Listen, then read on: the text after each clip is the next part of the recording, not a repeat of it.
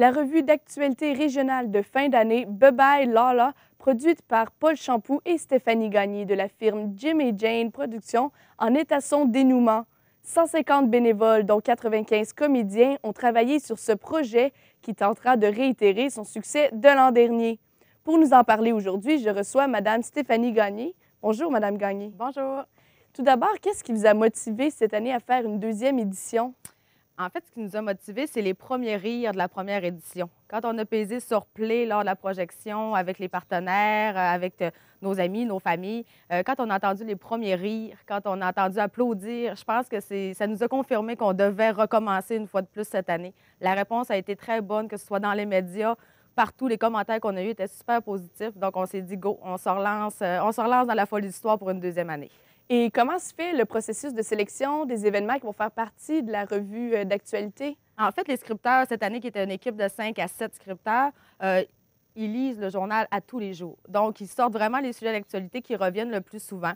Ils écrivent des sketchs. Après ça, au courant de l'année, le sketch évolue, le sketch se transforme, dépendamment d'où la nouvelle se transforme également.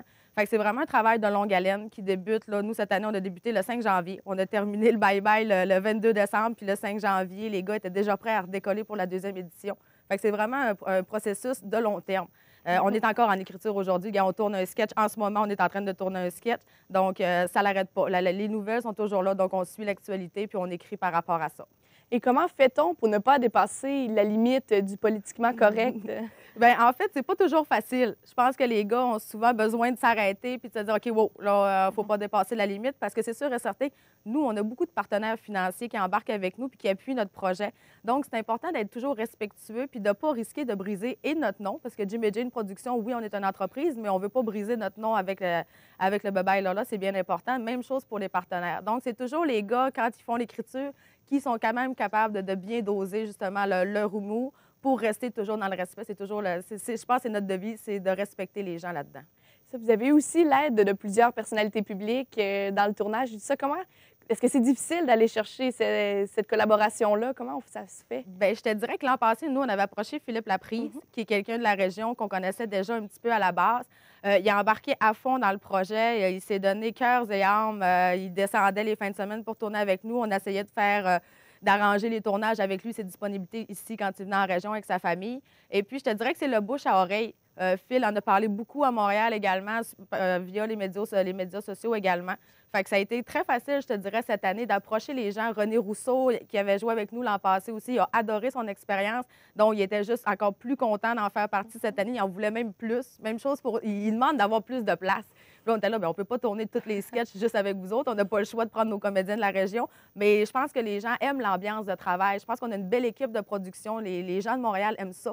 C'est le fun. On est là pour faire des blagues, on est là pour avoir du plaisir. Fait que on n'a vraiment pas de misère à aller chercher les comédiens. C'est sûr que c'est toujours dépendamment des horaires. On peut pas dénigrer, on peut pas effacer ça de la réalité. Ils ont des contrats, ils ont des tournées de spectacles. Fait qu'on essaye de se faufiler dans leurs horaires. On est allé tourner le dernier sketch avec Phil Laprise en Beauce durant une de ses tournées de spectacle parce qu'on voulait tourner avec lui. Fait qu'on s'est déplacé en Beauce pour pouvoir la voir. Puis je te dirais, Richard Robitaille, cette année aussi, a embarqué à fond dans le projet. Ils en veulent toujours plus. D'ailleurs, vous êtes aussi démarqué au niveau régional. Est-ce que c'est un objectif pour vous de vous démarquer au niveau plutôt provincial? Bien, c'est sûr que oui. En fait, c'est ce qu'on veut. Puis on aimerait ça que dans quelques années, Trois-Rivières décide de faire la même chose, Sherbrooke. Parce que je pense que le bye-bye national, oui, nous touche, mais beaucoup moins nous, les régions. Ça touche beaucoup plus avec la politique, tout ce qui se passe à Montréal. Nous, ici, en région, on est un petit peu plus éloignés de ça. Ça nous tente un petit peu moins d'en entendre parler. Donc, en traitant vraiment l'actualité régionale, on touche beaucoup de gens.